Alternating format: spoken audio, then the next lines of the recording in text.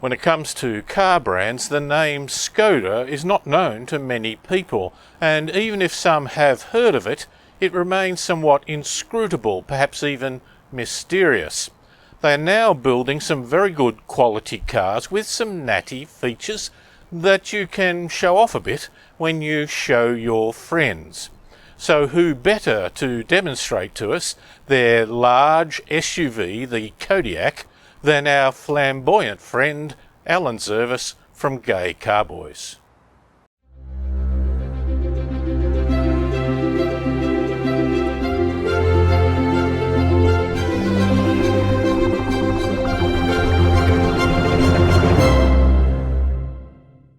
Skoda's heritage goes back to 1895, when Lauren and Clement began building bicycles in the Czech Republic.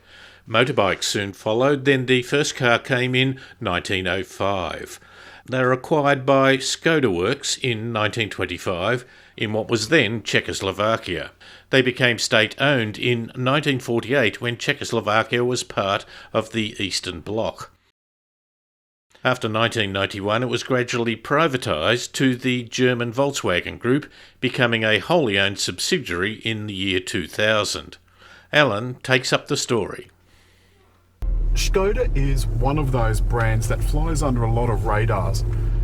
Not a lot of people even know about it. So the history is this: it's one of the Volkswagen group of companies, along with Audi, Seat, Lamborghini, Bentley, Audi. What have I forgotten? Ducati. No. Well, the motorbikes, yes. Motorbikes, Ducati.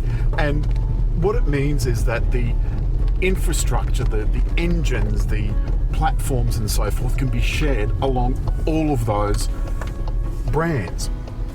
Well, in fact, the quality of their build out of the Czech Republic is often as good as, and in some surveys has been better than, the actual Volkswagen product. The SUV is in the large category, so it's in the same as Audi Q7, Toyota Prado, Toyota Kluger. And I looked it up last night and they sold about 180 of these last month, which I don't think is too bad for a little known brand.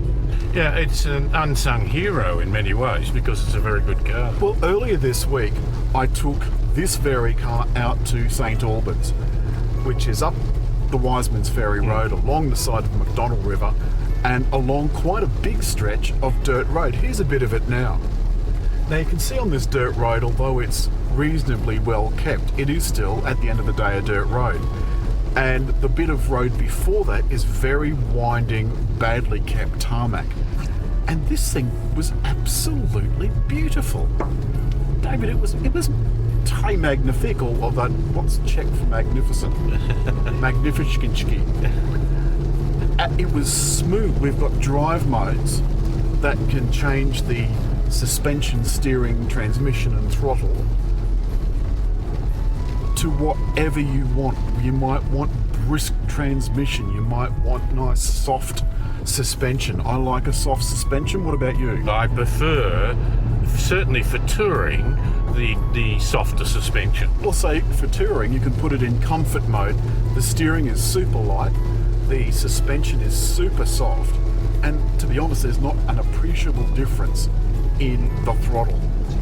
There's a sort of a bimodal exhaust which works even with the sports mode that's in the DSG. 7-speed DSG, by the way, which is a wet clutch one. This car has a bunch, and when I say bunch, I mean there's technology in this that I haven't actually seen in any other car, no matter the price. There's little bits of plastic that pop out of the door when you open it so that your car door doesn't hit another car. The rear door has a kick to open and close function. By and large, it is absolutely brilliant. You just have to know where to kick, which is around the middle. Headlights. Can we talk about headlights? So wherever the oncoming vehicle is, or person or whatever, they're in a pool of dimmer light. So there's still lots of light, but they're in a pool of dimmer light than that around it. And what that means is that you're never actually on high beam or off high beam. And there's 14 cells in each side. It's just brilliant. The other thing is, and this is an option, we've got this sunroof. I'm not going to close it now, but here's some footage of me closing it and opening it.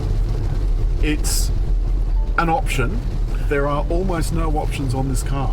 I like it as an option because I'm not a great fan. It doesn't No. suit me well to have a sunroof. Well, and it's probably a couple of $1,000. I think it's $1,900, and it weighs probably 100 kilos. So Which you're putting affects weight the at whole top of your car. dynamics of the car, and also, of course, headroom. Now, I've got to say, this is still good. Excellent headroom. Your seat is heated, and it has power adjustment with 3 memory positions, as does this one, and the 2 in the back are heated. In the back as well. Yep. Now, as if that wasn't enough, behind that there's another row of seats. And a space to put the luggage cover. So now let's talk about the engine. It is a bisexual engine. Bi-turbo engine. Bi-turbo engine. David, it's a bi-turbo. Somewhat Freudian, wasn't it? Yes, it was. Bi-turbo engine with a small and a large turbo on the same shaft. I said shaft.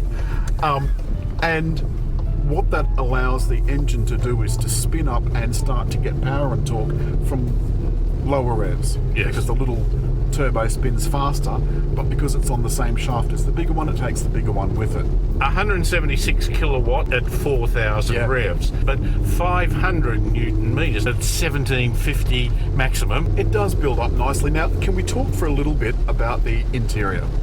I think this looks absolutely smashing.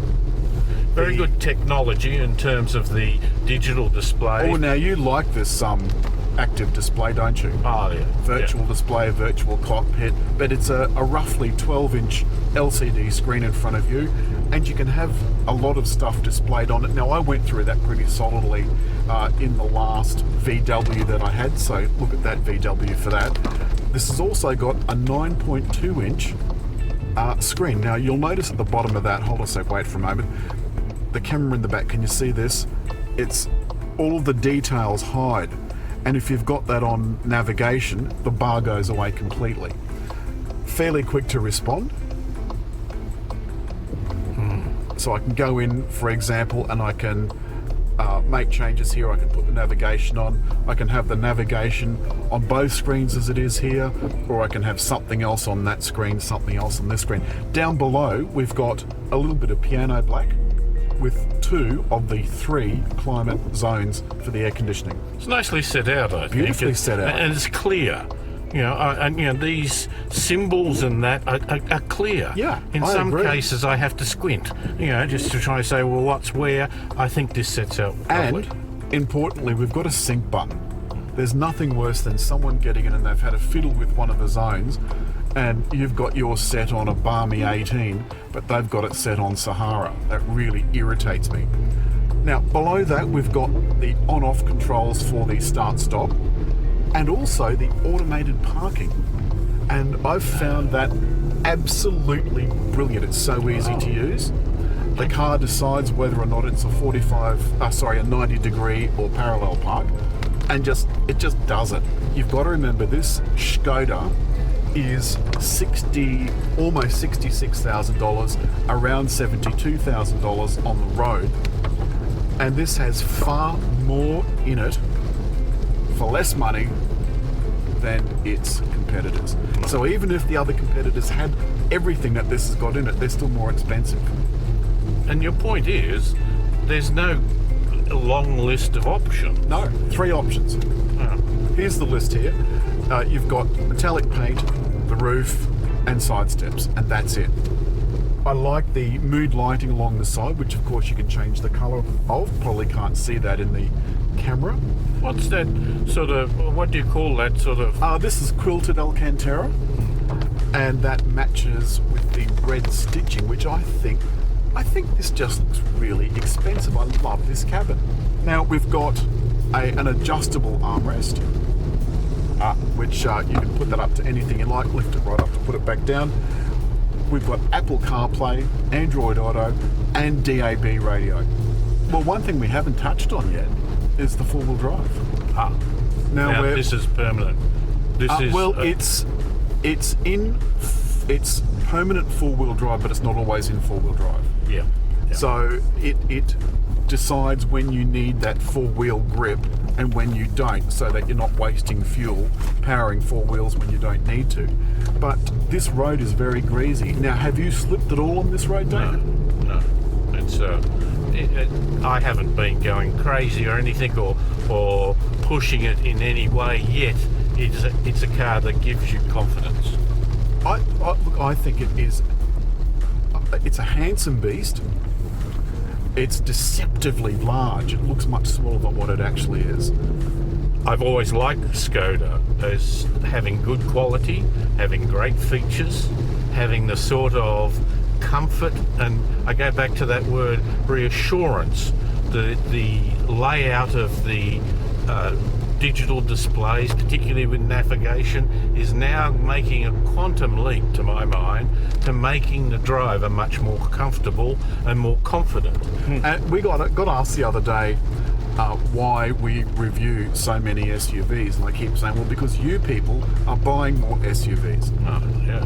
It's something like, what is it, 60% now of cars are SUVs and LCVs? It's pushing towards 60%, but in fact in some prestige cars, Audi this year, it's 67%. Wow. Even in prestige things like Maserati, it was 58%, were its Levante, wasn't it? So if they hadn't made that push into SUVs when they did, they'd probably not exist as a brand. Yeah. Even Rolls-Royce now has an SUV. Yeah. And one last thing I'd like to mention before we go is the Canton speaker system for the audio is absolutely brilliant. We can't turn it on or YouTube will have a fit, but I think it is absolutely sensational. So in wrapping up, I would happily sit in this in a trip to Melbourne. I'd put my lumbar support out, my seat heating on, some Apple CarPlay tunes. I'd have the active steering would keep me centered in the lane. The active cruise control would keep me a distance from the car in front. And if I am, my attention is wandering, the active blind spot monitoring will stop me from changing lanes onto someone. That even if I don't notice the flashing light, it'll try and steer me back into the lane again. What cars like this are trying to do now with their 5-star safety rating, and it's got 5 stars last year, what it's trying to do is to make sure that if your attention does wander, you're still safe. So you won't wander out of the lane, you won't, go off a cliff. So it's good night from me. And it's good night from him. And if you've liked the film, please leave a comment, hit like, and just